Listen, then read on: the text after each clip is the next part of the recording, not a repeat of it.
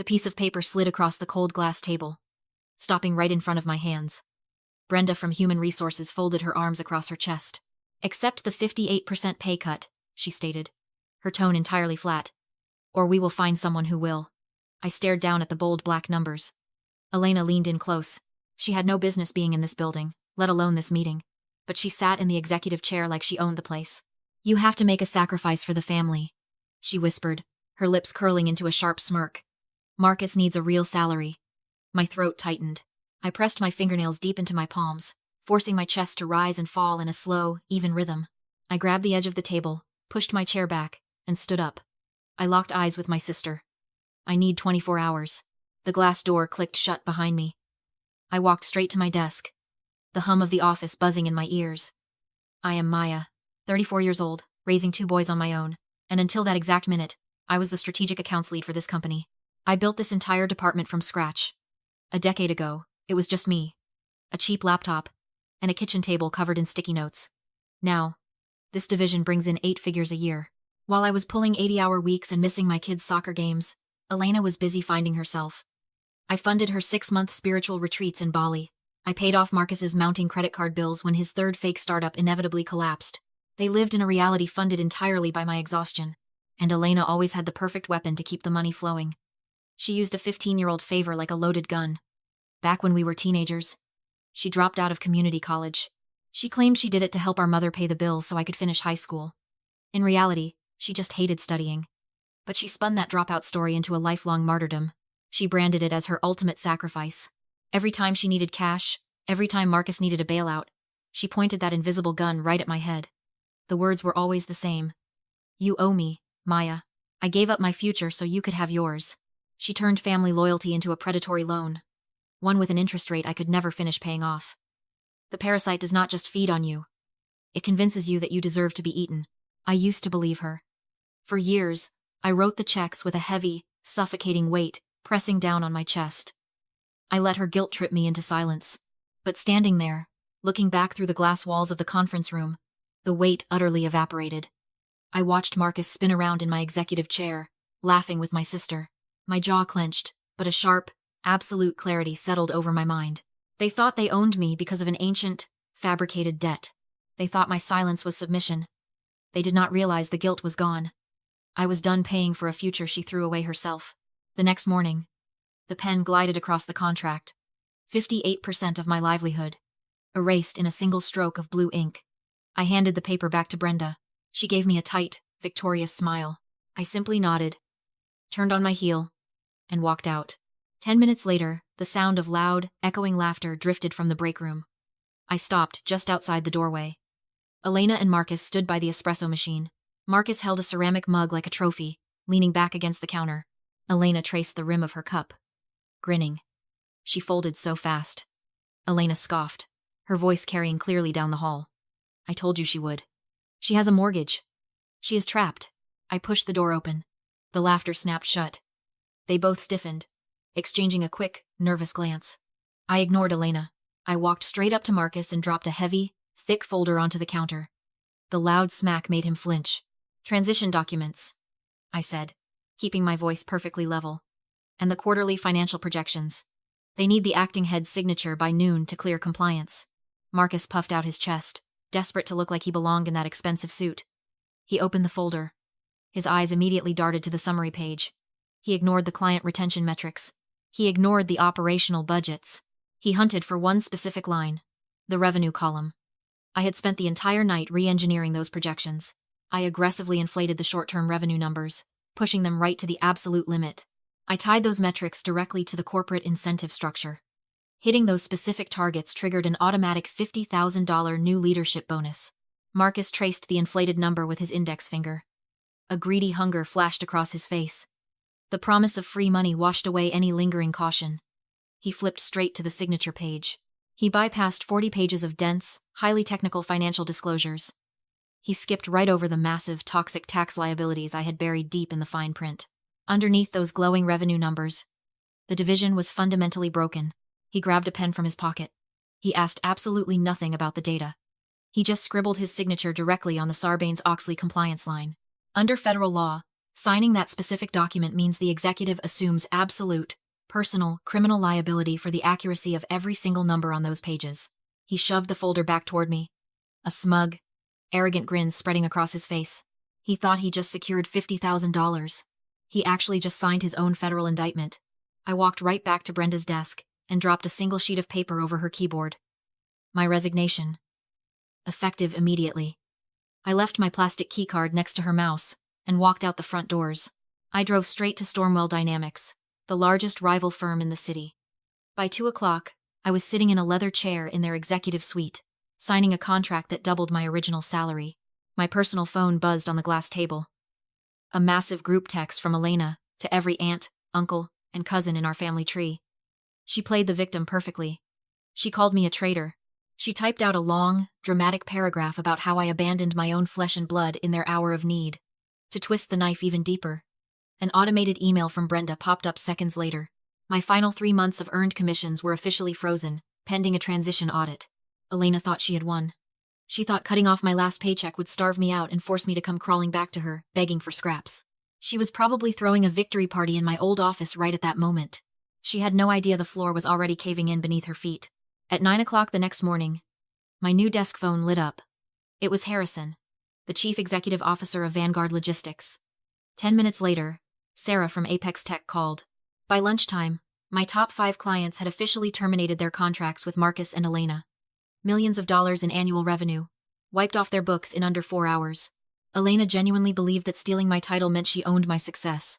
She thought a corporate hierarchy dictated reality. But a company does not run on fancy logos or names on a door. It runs on the invisible threads of human trust. You can manipulate your way into a corner office, but you cannot steal the capacity to actually do the work. My clients did not care about the company letterhead. They cared about the person who saved their supply chains at 3 in the morning. They trusted the architect.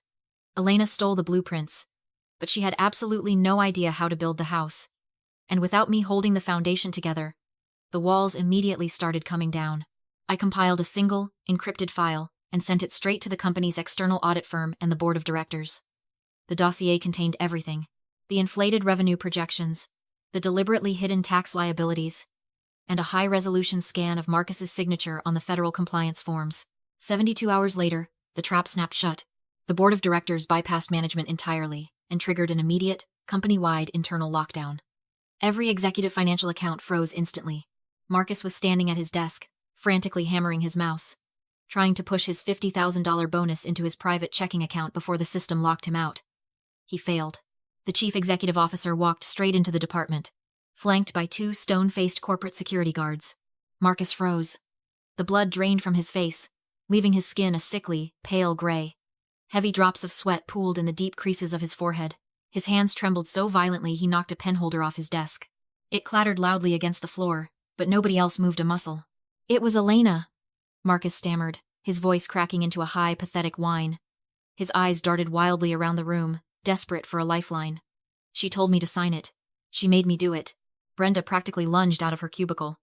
"I had absolutely nothing to do with this," she shouted, pointing a shaking finger straight at Elena. "She manipulated the whole transition, but the board already had my dossier."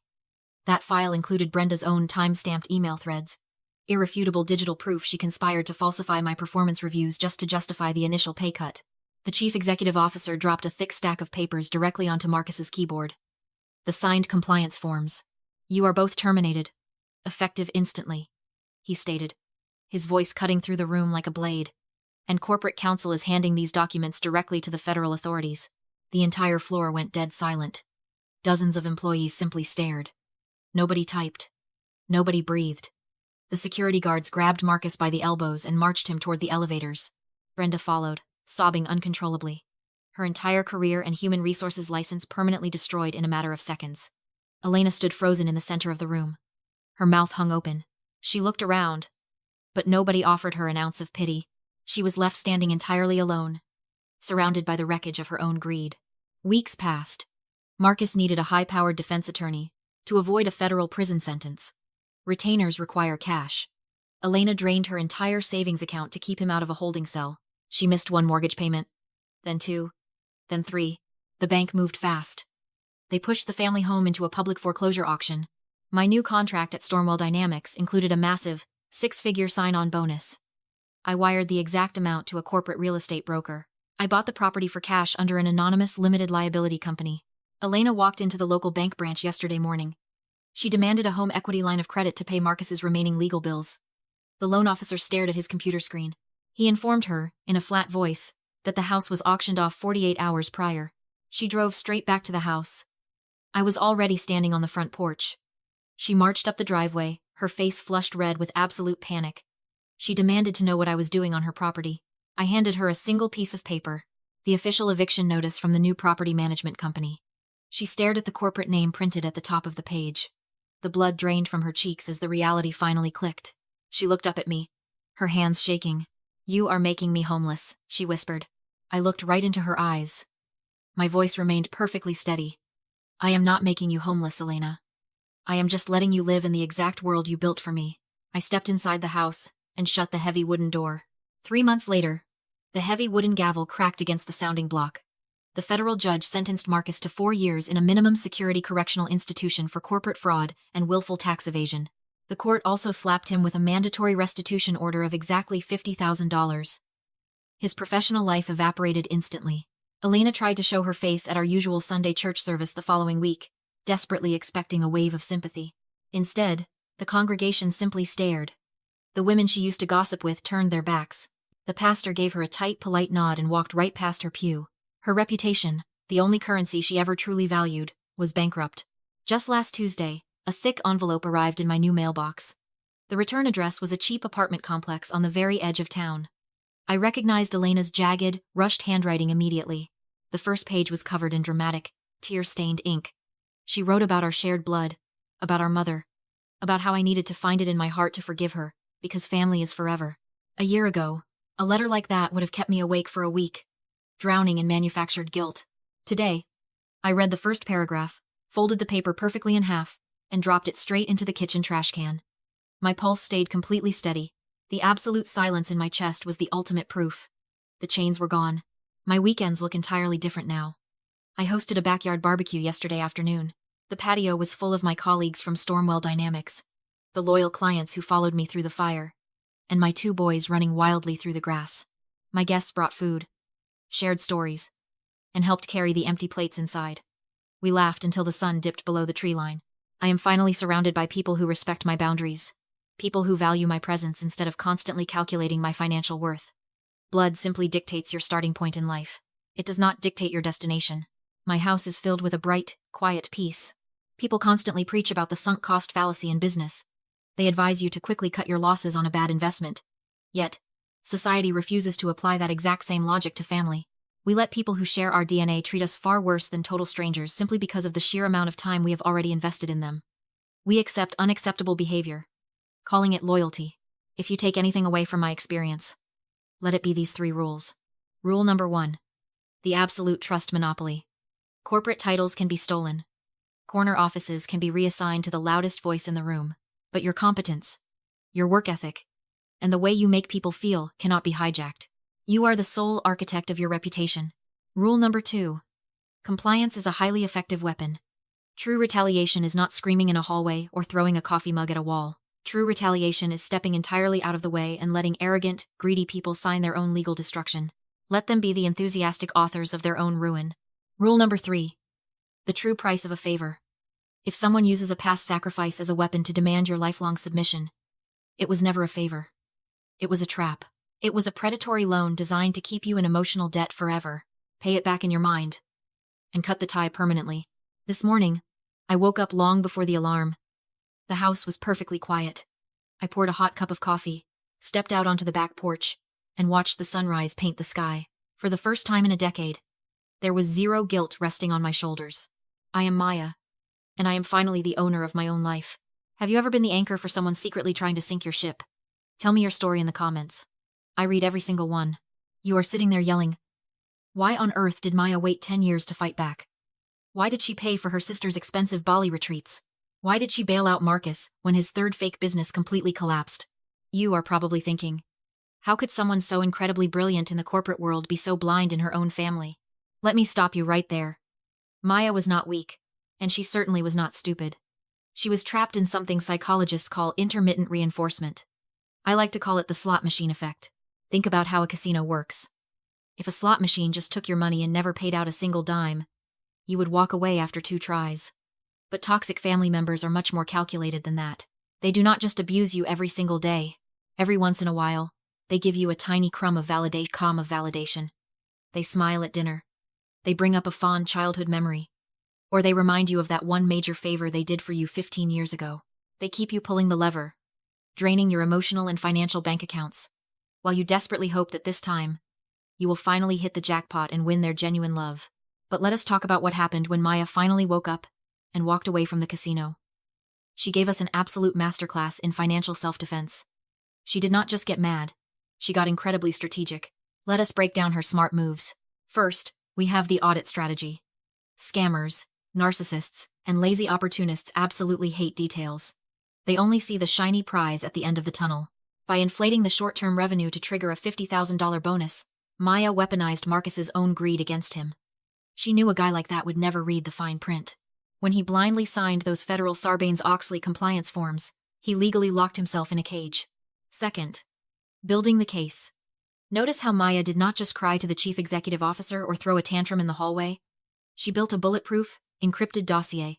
She captured the time-stamped emails from Brenda in Human Resources and sent the proof straight to the external auditors and the board of directors.